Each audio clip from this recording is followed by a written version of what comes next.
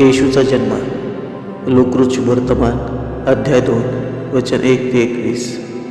त्या दिवसात असे झाले की सर्व जगाची नावनिशी लिहिली जावी अशी कैसर औगुस्त याची आज्ञा झाली. क्विरिनिय हा सूर्याचा सुभेदार असताना ही पहिली नावनिशी झाली.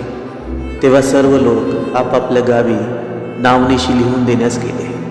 योसेफ हा दाविदाच्या घराण्यातला व कुळातला असल्यामुळे तोही गालिलातील नासरेत गावाहून वर यहुदियातील दाविदाच्या बेथलेहेम गावी गेला व नावनिशी लिहून देण्यासाठी त्याला वाग्दत्त झालेली मरिया गरोदर असताना तिलाही त्याने बरोबर नेले. ते तेथे असताना असे झाले की तिचे दिवस पूर्ण भरले आणि तिला तिचा प्रथम पुत्र झाला.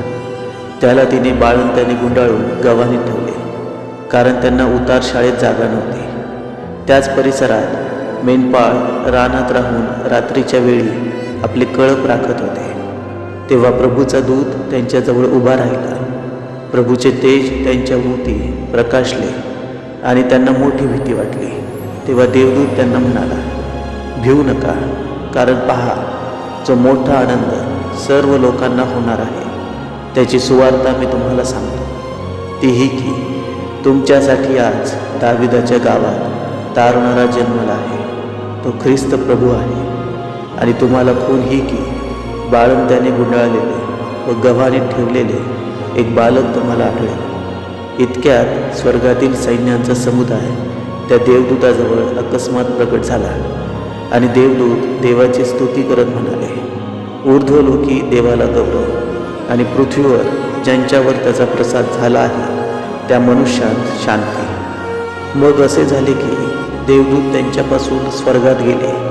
तेव्हा मेंढपाळ एकमेकांना म्हणू लागले, चला आपण बेथलेहेमापर्यंत जाऊ व झालेली ही जी गोष्ट प्रभूने आपल्याला कळवली आहे ती पाहू. तेव्हा ते घाईघाईने गेले आणि मरिया, योसेफ व गव्हाणी ठेवलेले बालक त्यांना सापडले. त्यांनी त्यांना पाहिल्यावर त्या बालकाविषयी त्यांना जे कळवण्यात आले होते ते त्यांनी जाहीर केले.